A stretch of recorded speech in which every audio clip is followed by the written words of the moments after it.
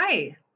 So I put together a presentation for today for anyone who is working from home or working, in the hybrid model, who is looking for ideas for students, especially students who are working in um, digital classes. So I teach graphic design and photography at Rio Rancho High School. My name is Diane Lea, and my contact information is on screen here right now. I'm also going to provide a link to this slideshow. It has within the slideshow, I've got links to all the programs that I'm going to refer to. So it's an easy resource for you to just go in and click and follow to the programs that I'm talking about. They're all really easy to find if you just Google search them as well. So just to kind of give you some context, I'm teaching virtually. So all of my kids are remote. Um, I will be working for most of the year remotely. And I have some students who will be virtual, remote 100%, at least through the end of this semester. So I'm working in a really challenging way right now, but to me, I feel like it's just a different set of challenges. Teaching is always challenging, and teaching high school, teaching teenagers, and teaching with technology is always it's always got its challenges, and a lot of them are new and refreshing every year, especially when things change so much. So what I did was I knew my students all had Chromebook access, and I know that they have a lot of them have computers at home as well. So a lot of them have either like a Mac or a Windows computer at home, a laptop or desktop. Um, and so there's a wide range. There's some kids who just have the Chromebook and that's it. Um, and from there, I kind of experimented on my computer, which I have a laptop. And so, in my laptop actually runs the Adobe suite. We have a Creative Cloud subscription. It's a school, it's like an education version. And I have my own Creative Cloud subscription as well. So I'm familiar with all the Adobe programs and I use them in my lab. Um, Chromebooks can't run those programs.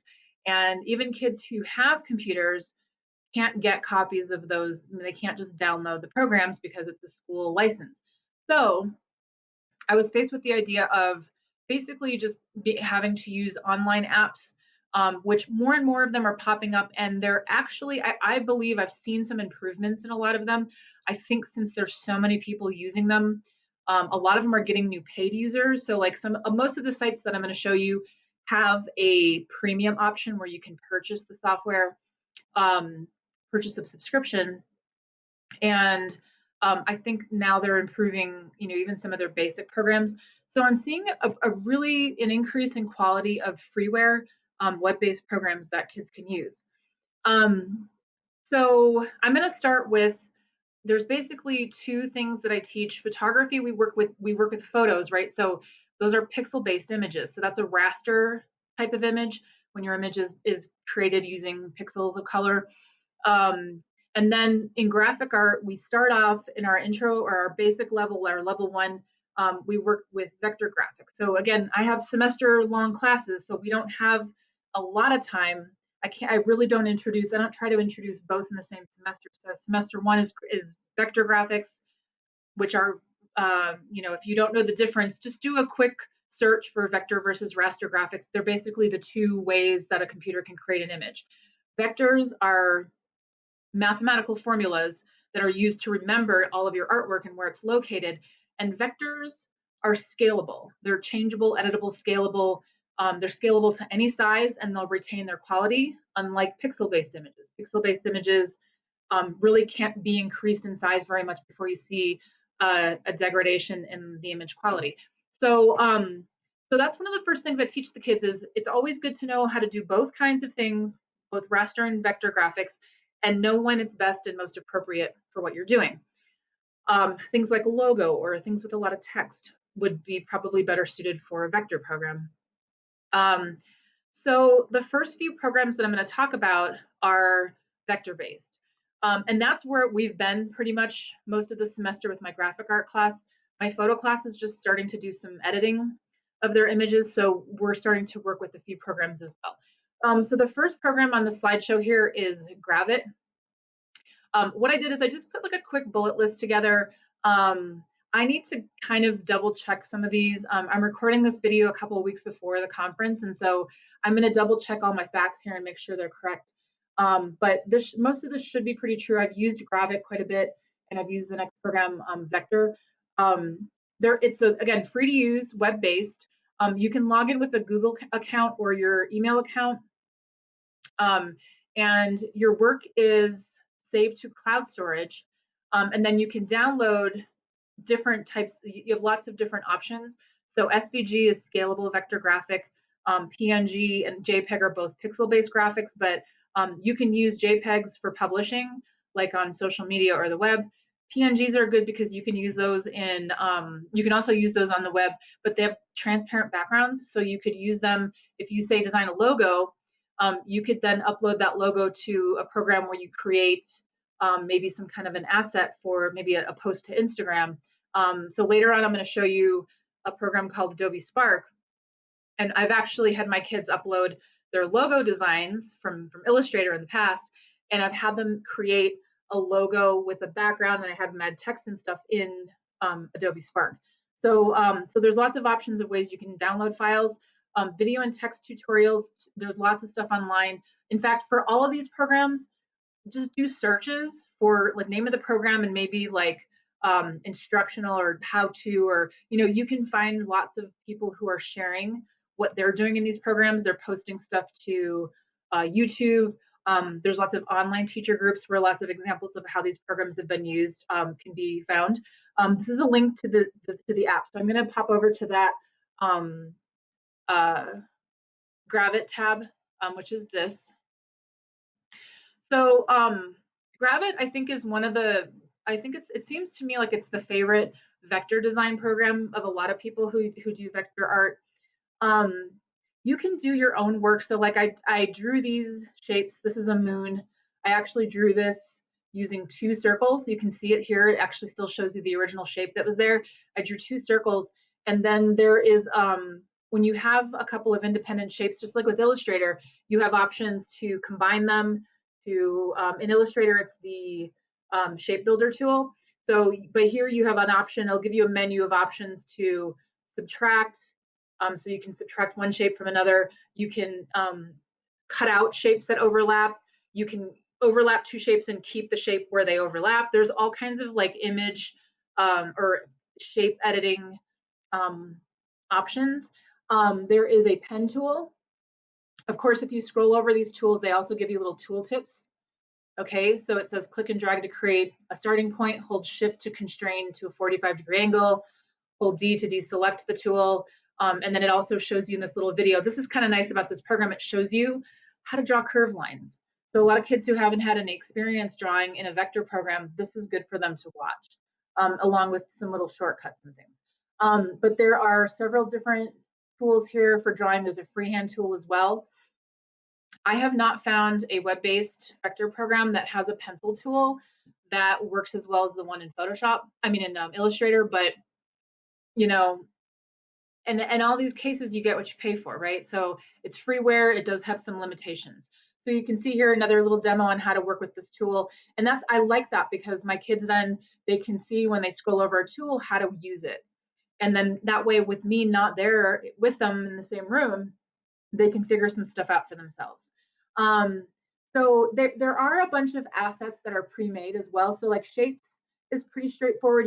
There's a number of different shapes they can choose from. There's even some more complex shapes that they can draw, but most of the stuff is things you can create in Illustrator.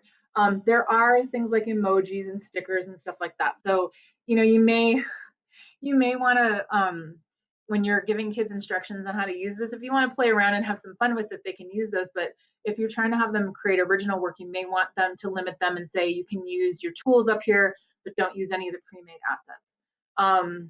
Because there's lots of different things. There's icons in here. In fact, I developed a logo that had a little camera in it, and I used a camera that I found in, I think it was in Illustrations up here.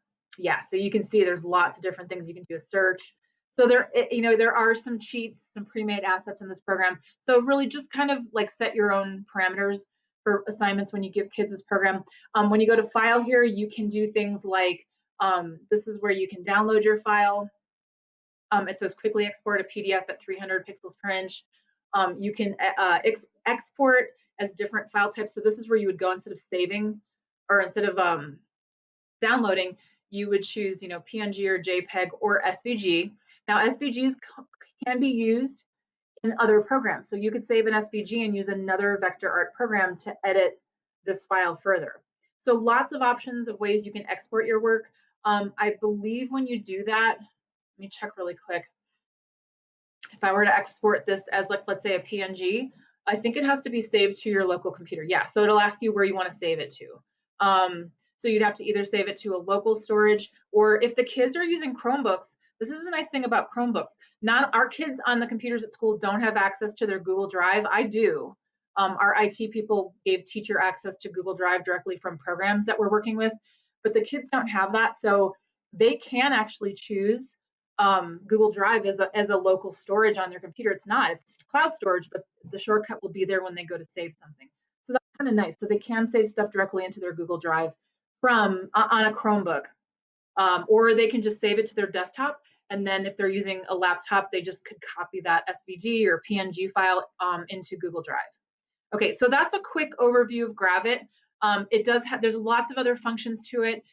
That's not kind of what I'm here for, to like show you every single function of the program, but just to give you like my quick rundown of working with these programs. And I feel like I think this is probably the best vector-based program that I've found.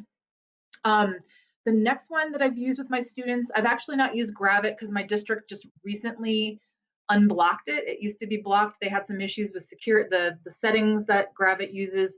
I think it was some of the privacy settings, but I think Gravit has now, a lot of schools are using it. I think they've tightened up their, there's some of their terms of use. So now it's unblocked with my district, and I had requested it be unblocked and they wouldn't do it at the time. So something significant must have changed there. But I have used this vector program, VECTR. It's also free to use and web-based. We use our Google accounts to log in. And then same thing, it's Vector actually gives you storage. So when you go log into Vector and you log in with your Google account, you'll see all the files you've worked with. And then you can download as the same types of files, SVG, PNG, etc. They have lots of links. They have lots of tutorials on their homepage, and they have a whole YouTube channel with instructional videos. So again, just do a little bit of looking around for some videos, and I think you'll find everything you need. And then of course I just do specific stuff for my kids. I'll just do like a Screencastify video and show them some demos. Okay, so this is an actual project I did with Graphic Art just a few weeks ago. They had to do some sketches in their sketchbook for some logo designs for themselves. And so I developed this one for myself and redrew it here in Vector. So this program these are all the tools over here, so different shape tools. There's a pen tool, and again, all these pen tools are very similar to working with Illustrator. It's basically like a Bezier curve, and you can create shapes, you can create just paths. There's a pencil tool. Again, I don't really like it because it's freehand.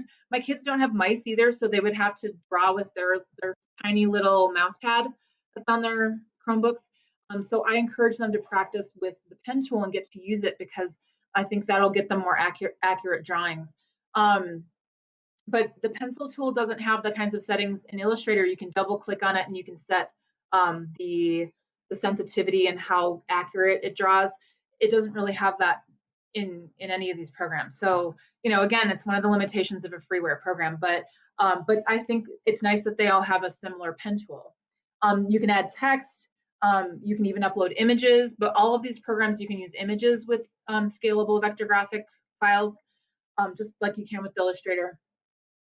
And then so I drew this shape that makes it's sort of like a bracket shape. In fact, I showed the kids, I drew one of these sort of like bracket shapes, and I just made copies. I made a copy and flipped it.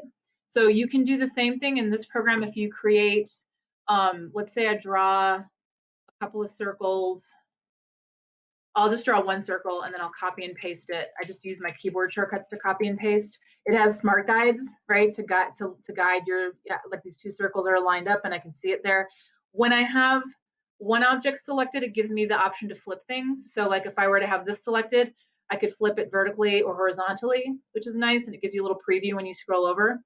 And then if I have two objects selected, I get the additional menu that shows me. Now this is super intuitive because it shows you when you scroll over, like I'm not even clicking, it shows you what these different combination factors do. So to create my moon, I just used the subtract option and made that shape.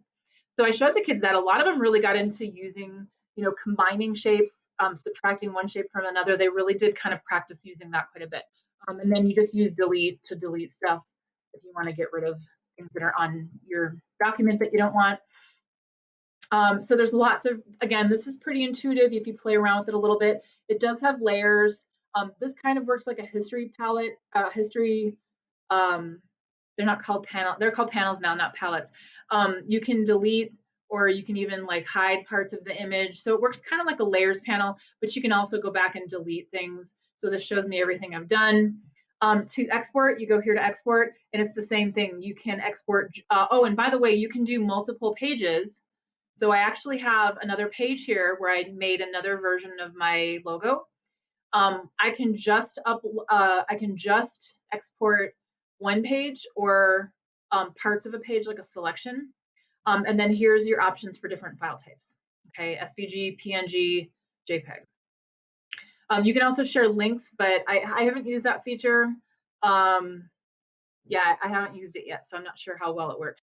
And then you can, of course, download your file as well once you have all the settings set. And then once you do, it saves. So like when we download them, it saves it to our local computer as well. So my kids just have to remember, if they're on their Chromebooks, they can save it directly into Google Drive because they'll have Google Drive as one of their options in the, it's called the Files. I think it's just like an app.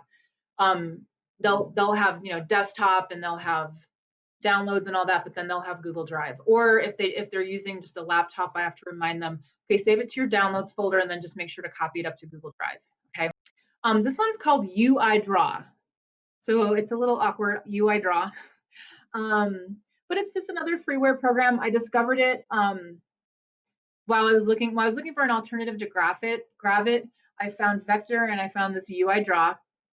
The UI Draw has, you can connect with Google.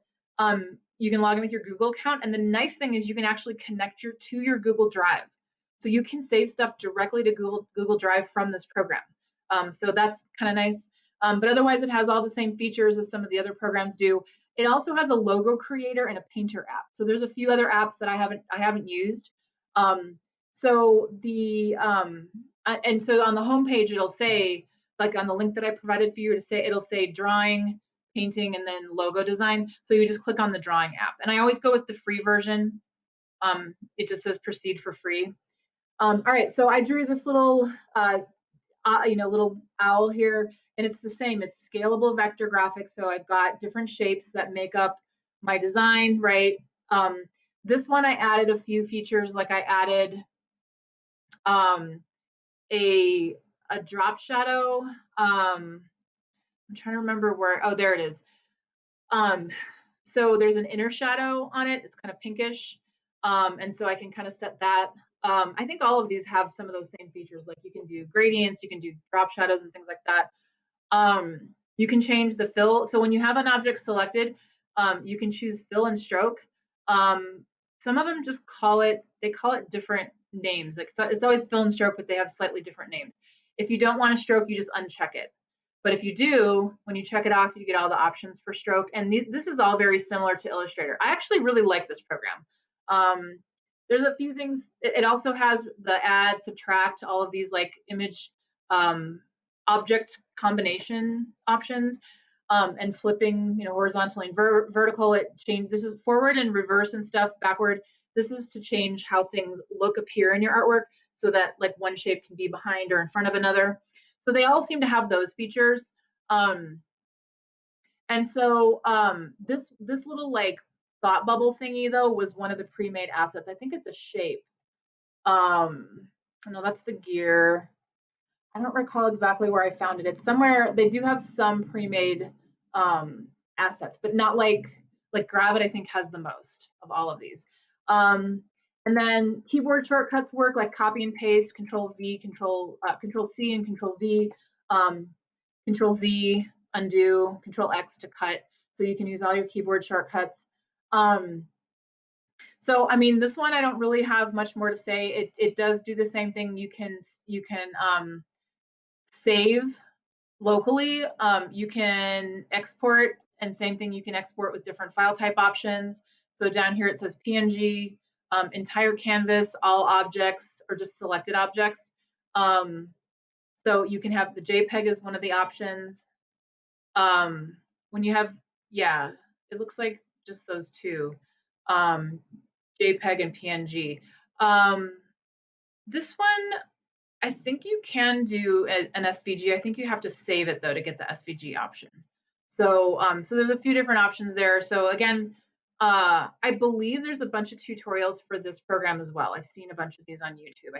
I can't remember if they have their own channel or not, but a lot of these developers now are putting together their own YouTube channels and lots of like how-to videos because a lot of a lot of people are online. You know, colleges, high schools, elementary, middle. You know, like the whole gamut of education. Plus, you know, just people using programs like this for the first time because they don't have access to anything else. So so I think a lot of these developers are kind of really they're increasing the content that they have available and also like providing lots of tutorials.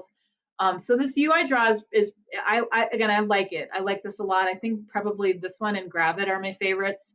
Um, and so there's a link to that. Okay, so on the slideshow, you'll see there's links to all these programs.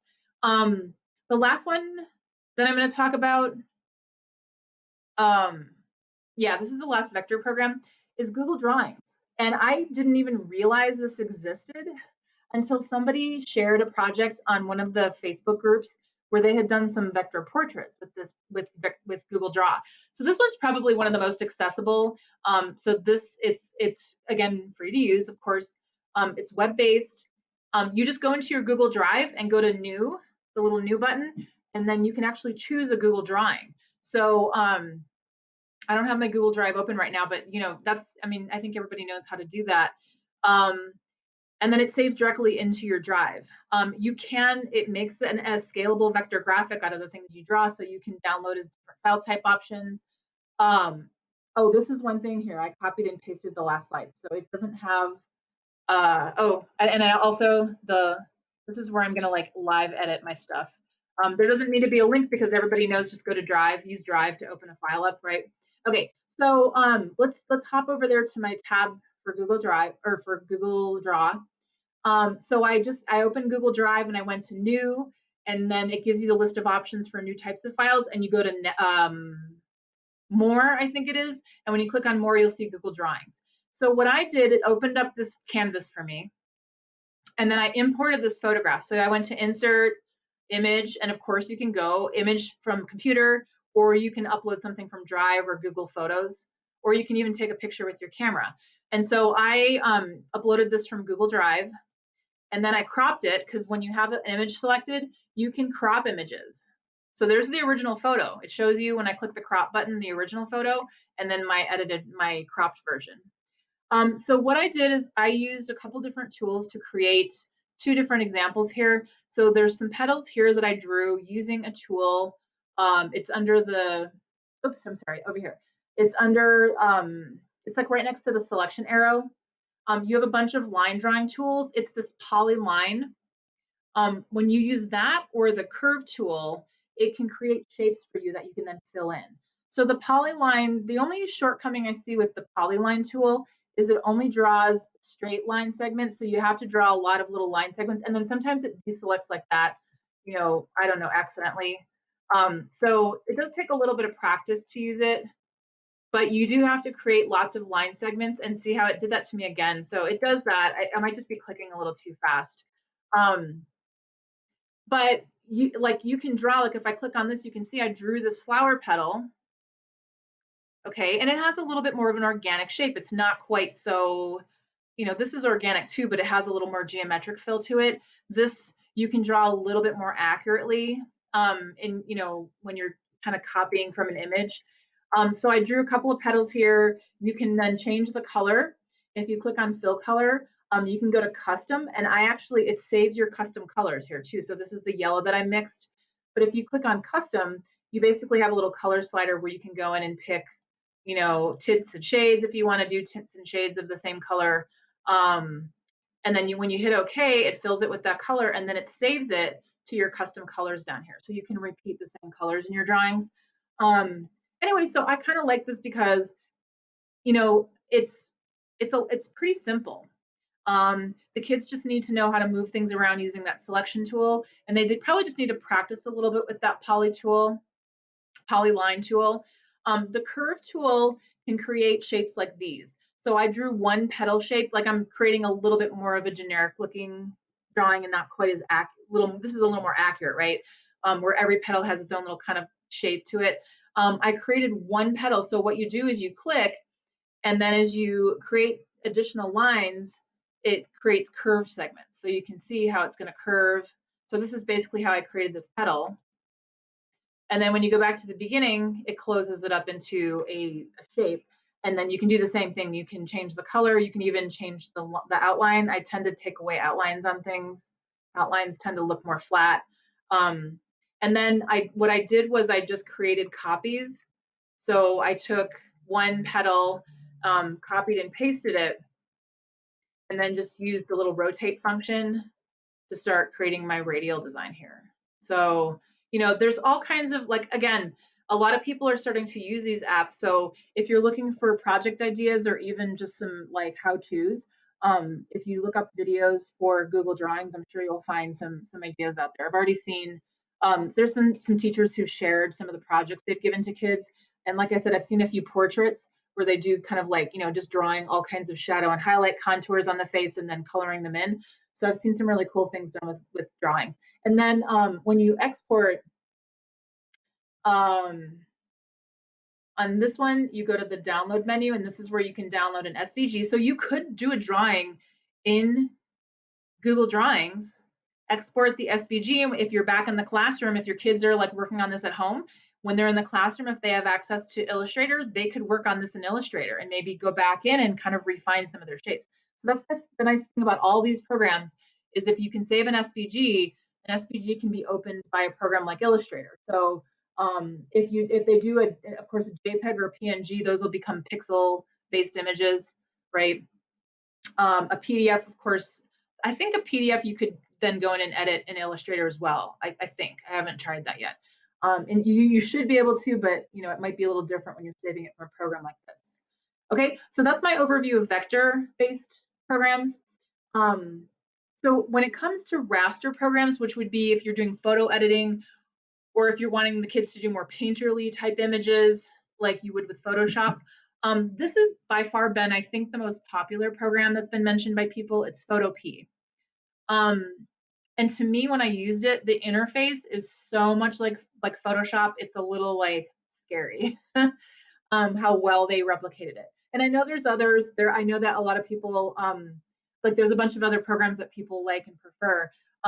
But some of the features, it's free to use, web-based. The interface is really similar to Photoshop. There's lots of download options, including PSD. So you can download your files as PSD, Photoshop documents. And then again, if your kids are working in hybrid, this is nice because they could use a freeware program at home on their computer and start working on a project. If they download a PSD and save it to their Google Drive, when they get to school, and they might, if they're allowed to use computers at school and you have Photoshop, they could work on it in Photoshop a little bit further. You do have to save to a local hard drive or any kind of connected drive. So if you're working from a Chromebook, you can save it to Google Drive directly. Otherwise, like I said, I tell my kids download it, pop it in Google Drive once it's downloaded to your desktop or to your downloads folder. So this is the link. And then this is Photopea. So it's the same, that's the same image you just saw of these flowers. There's lots of sunflowers in my images because I have like 12-foot sunflowers in my yard, in the front and the backyard. So I have lots and lots of sunflower pictures. But the toolbox is very much the same. There's a dodge and burn tool. There's a blur.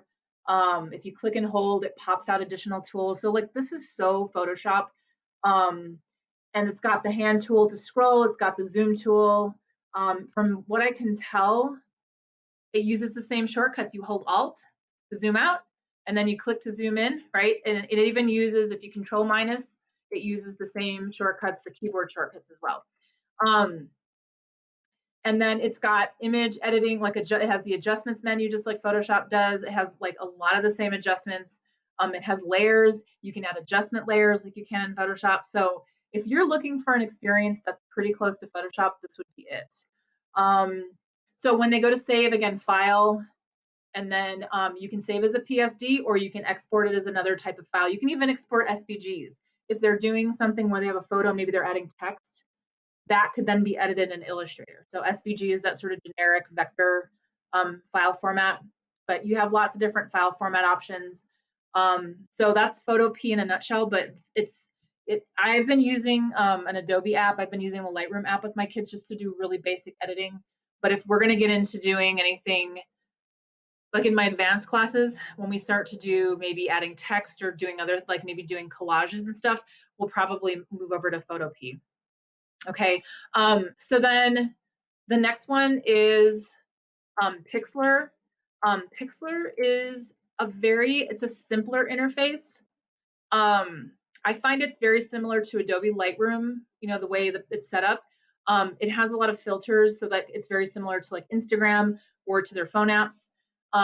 So with Pixlr, this is my login screen. I haven't logged in. It was just what I think it just remembers it in your, you know, the cache remembers these images. So I think you have to make sure you download them if you don't want to lose your work. And I think that might be the same with Photopea. So unless you have an account that you create with them, you have to make sure you download your images once you're finished with them. So this is something I've just been working on, so I'll open it back up. And so this is the menu over to the side here. It's really simple. And again, this reminds me a lot of the mobile app for Adobe Lightroom. So you've got some properties, the canvas and you know, file size and stuff.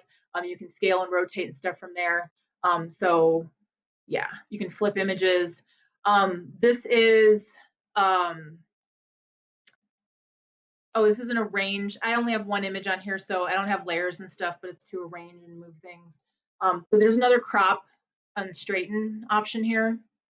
Okay, so here's your crop box. And then, you can do things like remove background, cut out objects, etc. But these are the kind of the basics, like the adjustment filters. So there's this pretty big menu of adjustments. You can auto fix. You can quickly turn a picture to black and white. From color, you can invert an image to make a negative. You know, like if for some reason you're able to do cyanotypes and you want to make a negative, you could do that here. But they have real simple sliders: vibrance, saturation, temperature. This right here is a lot like Lightroom. Lightroom has a lot of these same sliders. And then of course, this is very similar also to Lightroom, but also to like phone. Like my phone has all the same settings when you go in to edit your pictures on the phone: brightness, exposure, contrast, black and white, highlight, shadow. Okay, so those just can be slid around to adjust just like the highlights in the image, just the, you know, set the black point, the dark point in the image, increase or decrease exposure, right? There's also, these are some filter options, like you can add a vignette, so a dark vignette or a light vignette. Lightroom does this too, Adobe Lightroom. Some of these I haven't played around with yet. Oh, fringe is like the 3D effect. So, you know, kids like these little special treats, like where they can create like little fun images. So they might like stuff like this. There are also filters. This is them. So this is like, you know, your Instagram, right? So you can add, like, you know, I'm not going to do that because it's going to add to the effect that I've already created. But yeah, basically you do have like the Instagram type filters. I haven't worked with the retouching tools on this, but it does have the heal and clone stamp tools. So that's nice. That's actually kind of cool, because if you're working kind of more traditionally and you really want to remove something or patch something up or fix, you know, some like little issues with your picture, you can do that. You can add text, you can make lines, you can brush stuff on. These are so there is some pre-made stuff that you can add on, stickers and different things like that. And then you can also add other images, so you can layer things up and create multiple exposures and stuff like that. And then when you're done, like when you have a file you want to export, then you save. And then here's the settings for saving, so you can choose some different file types. So really this is a little bit more limited. It's got PNG, JPEG. I'm not even really familiar if this is maybe, I don't know if that's PSD or not, Photoshop documents, PXD. That one I'm not familiar with. Maybe in the discussion, if somebody knows what that is, you can let me know. And then you would just click download from there. So like, let's say I really do like this JPEG, bring up the quality, download, and then same thing, you're gonna go to, oh, it's saved to the default download folder. I set it so that I can choose where to download stuff. So I'm actually just gonna save it to my desktop for now. And then I'll just leave the name as it is. And that's it. So like they do want to make sure that they download when they're using this program, when they're finished. And then, so the last thing I want to mention is, and I won't go this, I don't have these apps on my computer. I'd have to switch to my Chromebook. But the Adobe mobile apps are all free to use. So I had to get them whitelisted in my district so the kids could download them on their Chromebooks, but they are mobile apps. So you have to work with, so that they're made for Android or Apple operating systems, and a Chromebook is an Android device. So they have developed these, they've basically, I think it's been about 3 or 4 years, but Adobe did optimize all of their mobile apps to be used on Chromebooks. So far we have used Lightroom. So we use Lightroom Mobile. And we've also used, we've used Adobe Spark. That's not mentioned here, but basically this image, I just kind of pulled this off Adobe's website. They've got what the desktop apps would be, and then the mobile versions that kind of work with them. So with Illustrator, now this one isn't out yet. It's called Illustrator Line. I think that's going to be more of a vector program, because this Illustrator Draw isn't really very Illustrator to me. From my experience, I have it on my tablet. It isn't very, it's not very close to what Illustrator is, the Illustrator experience. So from what I've heard, they're developing an app, and I think it's this Illustrator Line that does behave more like Illustrator. So for now, I'm not using their vector apps. And I'm really not even using there's a couple of Photoshop ones as well. We're not doing any kind of illustration or anything yet. So we're just kind of sticking with Lightroom. One that I did want to mention is Adobe Capture. This one's kind of cool, and I'm going to show you in just a minute when I talk about Adobe Spark. Capture can create from a photograph, like if you have it on your phone or your Chromebook or a tablet or some other device that has a camera, you can take photographs and create patterns and color schemes and even vector shapes from things you take photographs of. So it is a really cool program. You can create brushes, like elements for brushes that you can then use in Photoshop or Illustrator. So I put down, it's a great app for creating content from photos, patterns, vector shapes, color palettes, brush shapes. It's just a fun like app to play around with. You can create, like if you take a picture, you can create different ways of tiling out a pattern, so you have an overall pattern of what that little image is. I'm going to show you an example of it, so you'll be able to see better what it looks like. But I think that would be kind of a fun thing for kids to download, that Capture app. And then the last one, it's not on here, but it's Adobe Spark Post. It's the app equivalent to the Spark web-based app. I've used that. I've actually used it in the past with my photo students to create collages. So that's the last app I'm going to show you today, is Adobe Spark. So Adobe Spark is free to use, and it's both web-based, and they have the app now, which is called Spark Post, I think. So I have my kids log in with their Google accounts. Almost everything you can log in with your Google account. They can use their personal one if they want to. The thing with our school accounts is they don't come with cloud storage, so you can't, like if I use these apps on my device, it gets saved to the Creative Cloud. I have I think they give you like 100 gigabytes of space or something like that on cloud storage included with your subscription, with your paid subscription. But with school accounts, you don't get that. It's not like having an individual account. So everything is device based. So if they were to do something on the web based Adobe Spark, it's not going to show up on their phone Adobe Spark. So they would have to make sure they download the images and then save them into like Google Drive or something. So you can export as a PNG, a JPEG, or a PDF. So there's lots of download options or export options. This design up here, I'll show it to you in Spark. This was created with Adobe Capture. Okay, so let's pop over there for this last program. So this is, I've logged in with my school account, my school Google account. And this is like the home button takes you to this page. If you go to projects, I'll show you that in just a second. It takes you to things you created. So it does store stuff for you. There is a kind of a cloud storage with this. There's all kinds of asset creation that you can use. There's templates. There's a ton of pre-made templates and content. So this can be tricky because like I've seen discussions of like, hey, is this even a valid design program? Like, well, you know, if you are trying to create a quick advertisement or something to post on social media, people do it all the time. Like people who are not designers who want to do some kind of quick promotional material will use the site. If you are a designer, you can upload your own stuff. Like you can upload your own content. So these are my recent projects. I have a bunch because I've been using this for about a year or two with my photo students. So mainly what we've been doing is, it's going to take a second to load because this is the thing with all these apps. It works about as fast as your internet connection. So my internet's been a little bit slow today. And so it's, especially when I'm, doing a presentation or a recording like this. So let me click on your project. Maybe that's what it is. Yeah, that's what it is. Okay, so these are all things that we have done in the past, like an announcement for our senior art show last year. I created a banner here. I think this was with my photo classes. I had them create a logo for themselves as photographers. And so these are some samples of things I put together that they can do. Like this image right here is a photo that I shot in class. And then I added some text to it as a little Instagram post.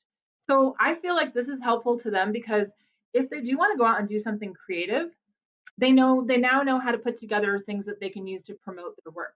And they can include their own photos and their own images. So these are all collages. I had my advanced photo classes were doing a photo a day. So every month they would take a photo every single day. They had a prompt, kind of like Inktober, right? But we did it every month. And then I would have them upload. Now, the photo collages in Spark only allow you 16 pictures. So they uploaded 16 photos and created a collage. So I'll show you that.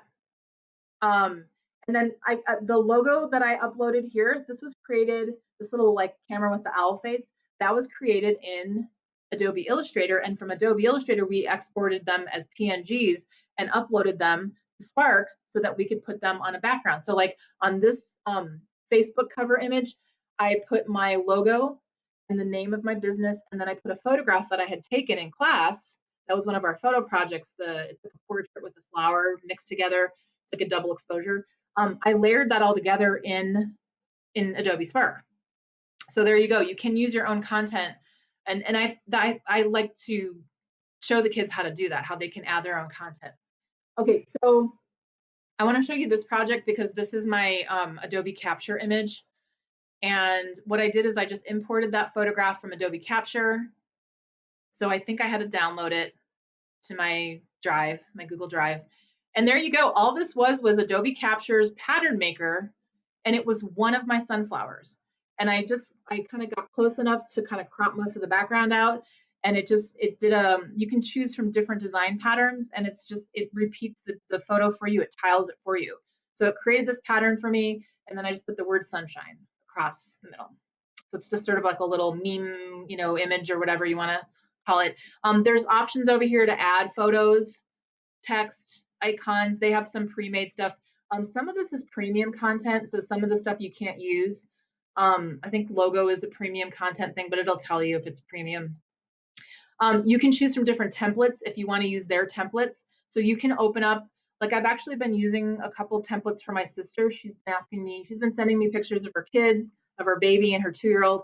Like, hey, can you add their name and their age? Like Ellie is 28 months and Samson is 3 months, so I've been doing that. And I've actually been, I started off using a template, but then I just deleted the stuff I didn't want. And then I just kept the textiles and the background images and stuff like that, the background colors. So you can totally modify any of their templates. And I did that with my graphic art class. We created a name tag. And so here, let me go back to my projects. The name tag right here, we used a template and then we just modified it. So we used all of their content, and I just did this as a warm up for the kids. It was a way for them to introduce themselves to me and to find some icons and photographs that reflected things about themselves. So it was kind of a cool little just sort of introduction project. So and I think we literally just searched in the templates for name tag, and we found, this is the one I found, and a few of them found some different templates that were pre-made, and we just modified it. We added, hello, my name is, like it was an actual name tag that they would wear. And then I just had them put symbols of things that were interests or things that reflected something about themselves. So that was kind of a cool little exercise that we did.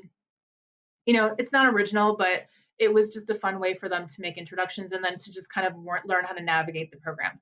And then the last thing I'll show you just real quick is the photo collage. So this is an actual, like when you create a new template, there is a collage option.